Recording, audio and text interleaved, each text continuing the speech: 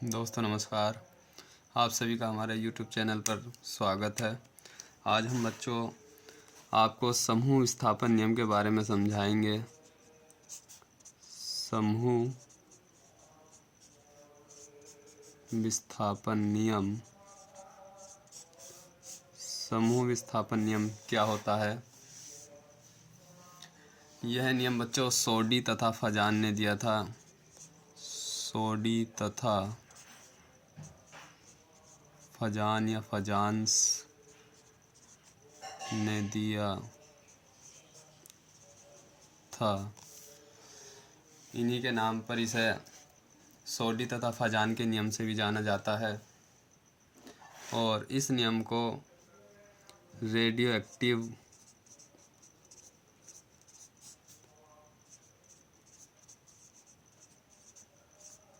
विघटन का सिद्धांत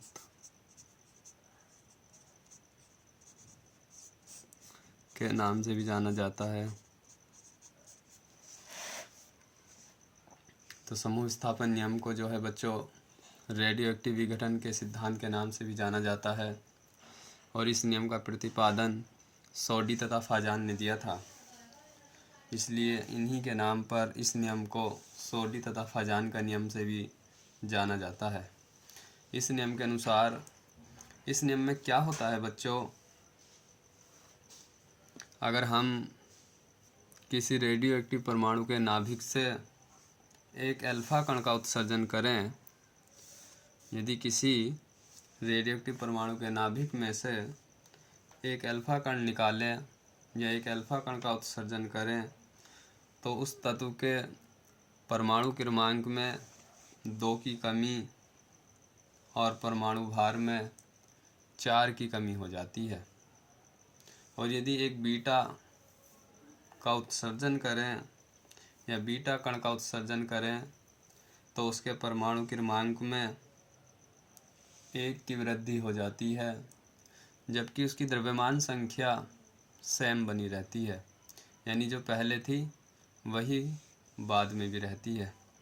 और गामा के उत्सर्जन से क्या होता है, गामा कण के उत्सर्जन से न तो परमाणु क्रमांक में कमी या वृद्धि और ना ही द्रव्यमान में कमी या वृद्धि होती है, बल्कि जो प्रारंभिक स्थिति होती है वही अंतिम स्थिति होती है। आइए एग्जाम्पल से समझते हैं।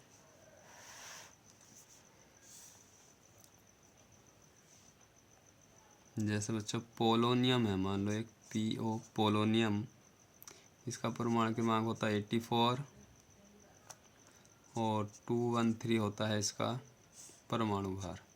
मान लो हमने 1 अल्फा कण उत्सर्जित किया इसमें, तो हमने बताया बच्चों इस नियम के अनुसार, समूह विस्थापन नियम के अनुसार क्या होता है, यदि एक अल्फा कण का उत्सर्जन करें तो परमाणु क्रमांक में 2 की कमी, मान लें कोई नाभिक या तत्व X बना और 2 की कमी करेंगे तो कितना हुआ 82, जबकि परमाणु क्रमांक में परमाणु क्रमांक 2 की कमी, जबकि द्रव्यमान संख्या में 4 की कमी हो जाती है, तो ये क्या बच्चा 209।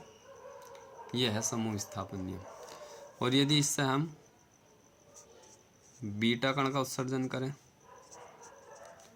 एक बीटा कण का उत्सर्जन करें, तो परमाणु क्रमांक में 1 की वृद्धि हो जाती है और द्रव्यमान संख्या का मान वही बना रहता है। और यदि इससे एक गामा कण का उत्सर्जन करें,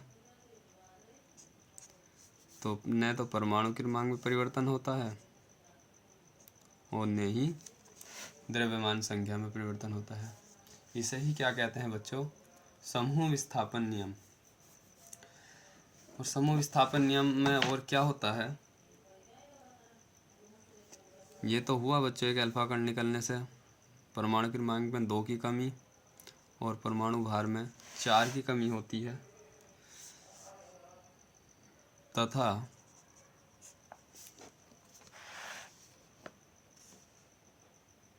जब एक अल्फा कण का उत्सर्जन होगा बच्चों, तो जो तत्व होगा, जैसे पोलोनियम तत्व है, वह अपने मूल स्थान में से 2 स्थान पीछे खिसक जाएगा, क्योंकि देखो 84 बाद में नंबर आता है और 82 पहले आता है, तो ये 2 स्थान पीछे खिसक जाएगा। तथा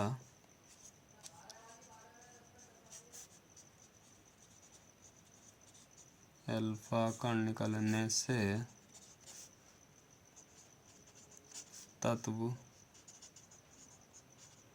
अपने मूल स्थान से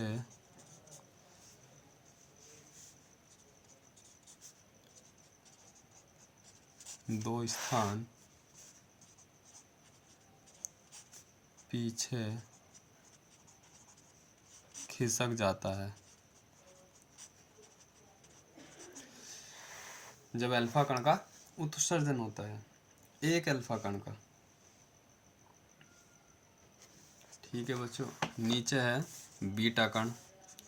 यदि बीटा कण का उत्सर्जन हो एक, तब क्या होता है, तो यहाँ लिखेंगे बीटा कण के उत्सर्जन से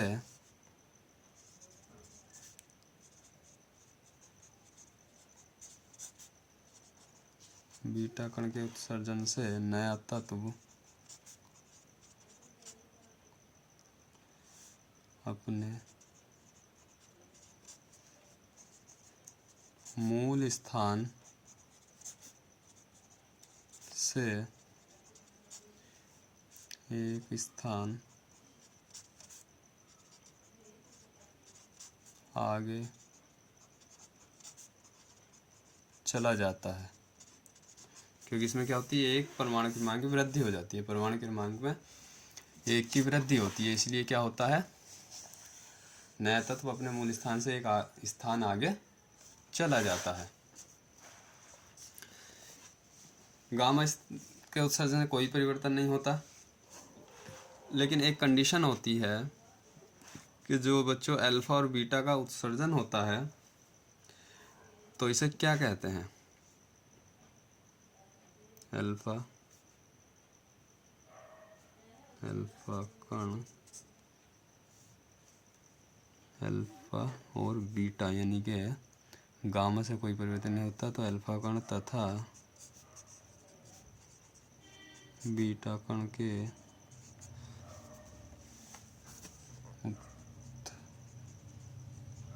उत्सर्जन प्राथमिक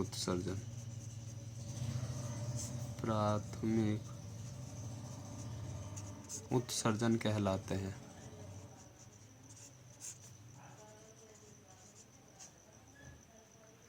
अल्फा और बीटा कण के उत्सर्जन को प्राथमिक उत्सर्जन कहते हैं, जबकि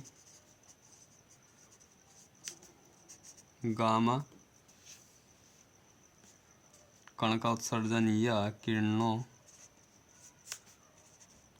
के उत्सर्जन को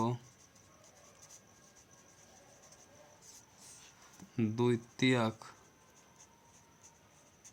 उत्सर्जन कहते हैं। तो उत्सर्जन 2 प्रकार का होता है बच्चों। यदि अल्फा कण और बीटा कण का उत्सर्जन हो रहा है, तो वह प्राथमिक उत्सर्जन में आता है, और यदि गामा किरणों का उत्सर्जन हो रहा है, तो वह द्वितीयक उत्सर्जन के अंतर्गत आता है।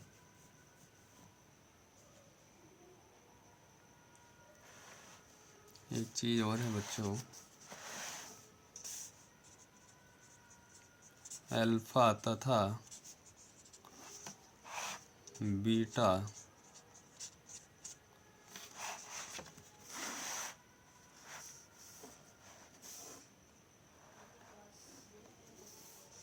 किरणों के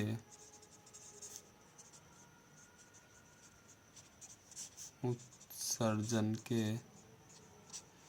बाद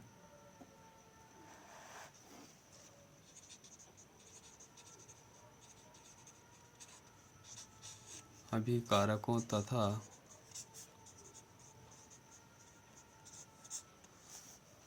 उत्पादों के बीच जो ऊर्जा का संतुलन होता है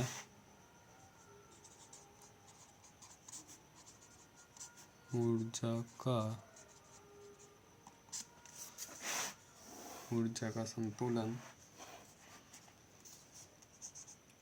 गामा किरणों के उत्सर्जन द्वारा होता है या किया जाता है। इसका मतलब क्या हुआ बच्चों, यदि हमने किसी तत्व के परमाणु से अल्फा कण और बीटा कण निकाले या इनका उत्सर्जन कराया, तो उसके बाद जो उनके बीच में ऊर्जा की कमी या अधिकता हुई, उसका अगर हमें बैलेंस बनाना है, उस ऊर्जा का संतुलन करना है, तो उस ऊर्जा का संतुलन करने के लिए हमें उस तत्व से जो लास्ट वाला तत्व बना है, जो अंतिम तत्व प्राप्त हुआ, उस तत्व के नाभिक से गामा किरणों का उत्सर्जन कराया जाएगा। इससे हमारा क्या होगा बच्चों, ऊर्जा का संतुलन हो जाएगा। तो ऊर्जा का संतुलन होता है यदि अल्फा और बीटा कण किसी तत्व से निकलता है या उनका उत्सर्जन कराया जाता है, तो उसके बीच जब ऊर्जा का संतुलन करना है हमें, तो क्या करना होगा, गामा किरणों का उत्सर्जन कराना होगा। और एक चीज़ है बच्चों, अल्फा को लिखते हैं 2He4 से प्रदर्शित करते हैं या लिखते हैं। और बीटा है बच्चों, बीटा को इलेक्ट्रॉन यानी कि -1E0 से प्रदर्शित करते हैं। ये बातें याद रखनी है, काफ़ी मोस्ट इम्पोर्टेंट चीज़ें हैं। तो बच्चों ये जो था समूह विस्थापन नियम था, और समूह विस्थापन नियम के साथ साथ इसको हम सोडी और फाजान के नियम से भी जानते हैं, और इसी को रेडियोएक्टिव विघटन के सिद्धांत के नाम से भी जाना जाता है।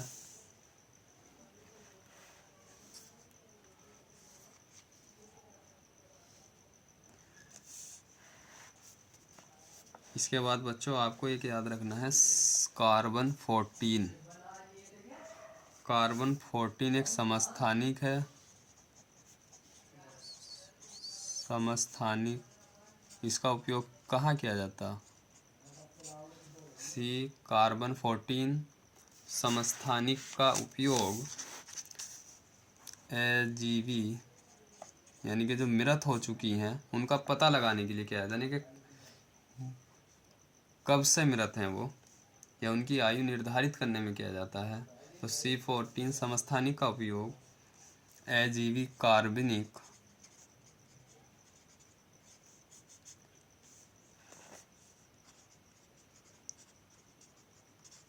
वस्तुओं की आयु का निर्धारण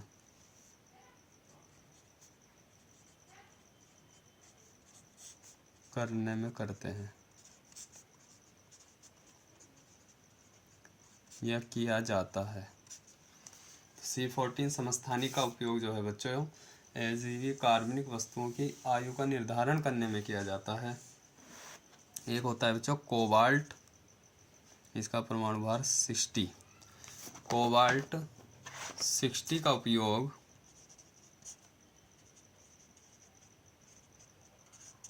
कैंसर, इसका उपयोग किस में करते हैं बच्चों, कैंसर के का उपयोग कैंसर के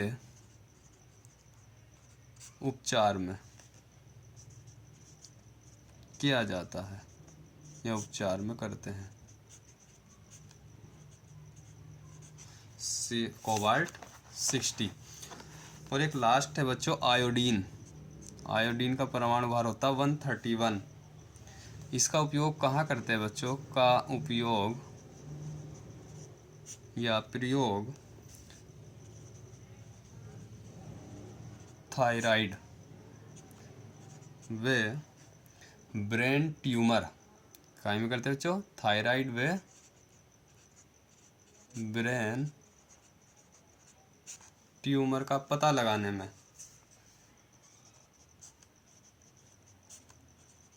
पता करने में या लगाने में करते हैं। तो तीनों पॉइंट्स काफ़ी मोस्ट है बच्चों, इनको याद रखना।